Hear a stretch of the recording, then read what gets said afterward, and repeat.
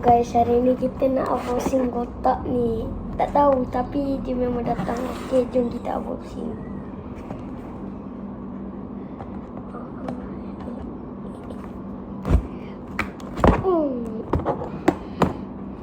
Tengok guys, memang Careful your hand. memang secret sangat guys. Uish. Dan tengok ada apa. Ya. Okay. Tengok ada apa.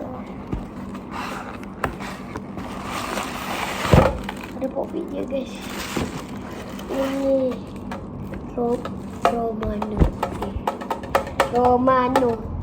Romano.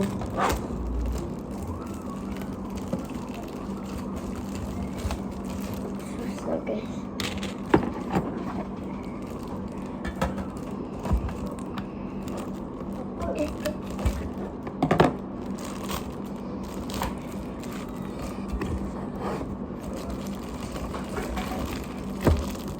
Iya.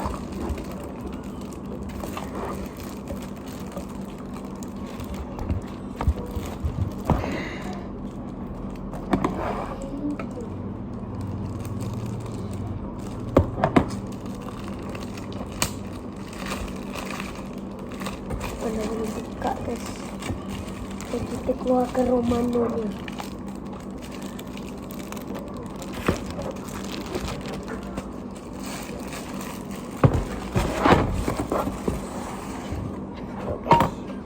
Gainasnya rusak bawah.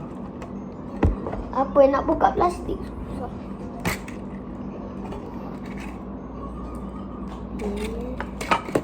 Dan tengok 1, 2, 3. Ini auroranya 1, 2, 3. Jap. Ini auroranya. Aurora apa? Romano guys. Romano. Ini boleh beli dekat TikTok shop. Boleh beli plastik. Ini untuk Okay bang, spray bang, bau dia sedap ke tak?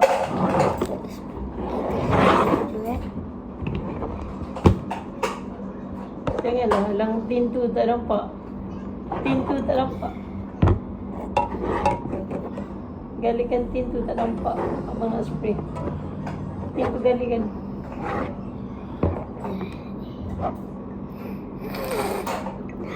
Dekat baju.